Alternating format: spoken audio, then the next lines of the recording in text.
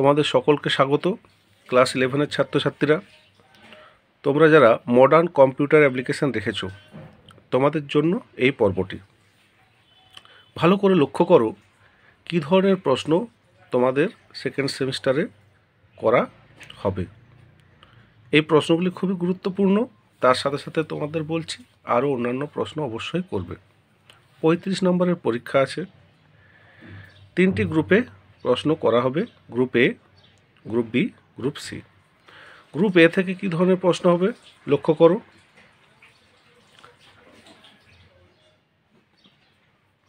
নিম্নলিখিত প্রশ্নগুলির উত্তর দাও। সংক্ষিপ্ত উত্তরধর্মী প্রশ্ন 3x2 6। Linear and non linear data স্ট্রাকচারের মধ্যে তুলনা এবং বৈসাদৃশ্য করো, অথবা লিঙ্কড লিস্ট এর তুলনায় অ্যারায়ের ত্রুটিগুলি বর্ণনা করো। 2. স্টার টোপোলজি বলতে কী বোঝো, অথবা হাফ ডুপ্লেক্স এবং ফুল ডুপ্লেক্সের মধ্যে পার্থক্য লেখো। 3 নম্বর, ভাইরাস কি অথবা ফিশিং বলতে কী বোঝো। গ্রুপ এ ধরনের প্রশ্ন হবে। গ্রুপ বিতে চলে আসছি। 3 নম্বর করে 3x3 9। উপযুক্ত উদাহরণ সহযোগে একটি পলিনোমিয়ালকে কিভাবে লিঙ্কড লিস্টের অ্যারায়ের সাহায্যে প্রকাশ করা যায় লেখো, অথবা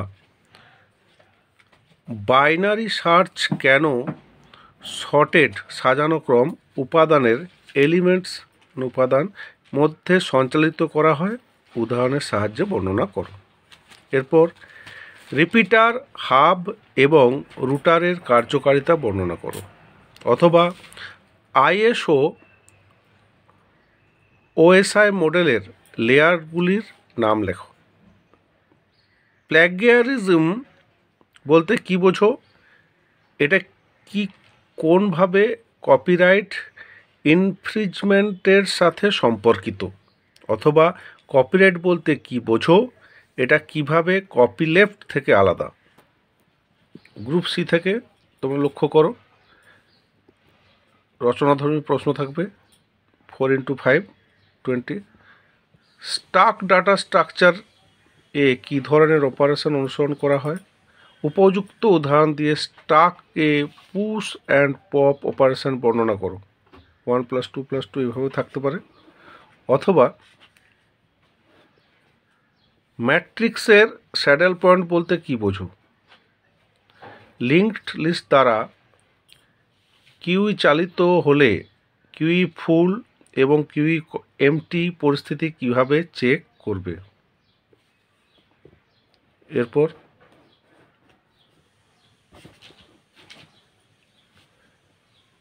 রিকারজন বলতে কী বোঝো,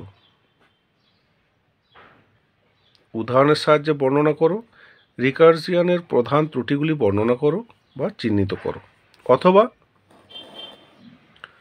বাবল শটের রোস্ট কেস এবং বেস্ট কেস টাইম কি।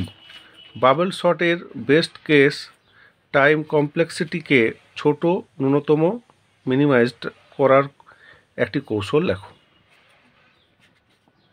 এরপর HTML-কে মার্কআপ ল্যাঙ্গুয়েজ বলা হয়।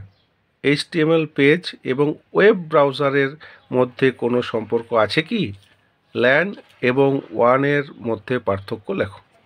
নেক্সট, অথবা দিয়ে ট্রান্সফারের অ্যাসিনক্রোনাস মোড ব্যবহার করে প্রেরক থেকে প্রাপকের কাছে কিভাবে বিটগুলির একটি স্ট্রিম স্থানান্তরিত হয় তা ব্যাখ্যা করো।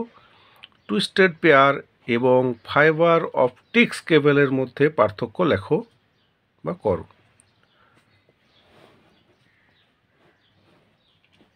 10 নম্বর শেষ প্রশ্ন দেখো, তুমি কিভাবে তোমার পুরনো ব্যবহৃত ইলেকট্রনিক গ্যাজেটগুলি নিষ্পত্তি করবে যাতে এটি আমাদের পরিবেশকে প্রভাবিত না করে। কনফিডেন্সিয়ালিটি বলতে কী বোঝো, অথবা টিকা পড়বে, টিকা অথবা দিয়ে ইনফরমেশন টেকনোলজি অ্যাক্ট সাইবার ট্রোলস এবং সাইবার বুলিংয়ের মধ্যে পার্থক্য কী? তোমরা ভালো করে এই প্রশ্নগুলি অবশ্যই করবে, এর সাথে সাথে অন্য প্রশ্নগুলিও করবে। তোমরা দেখতে থাকো সায়েন্স ক্লাসরুম। এরকম আরও ভিডিও নিয়ে আসবো। চ্যানেলটিকে সাবস্ক্রাইব করে নিও। ভিডিও ভালো লাগলে বন্ধুদের মধ্যে শেয়ার করে নিও। ভালো থেকো, টাটা।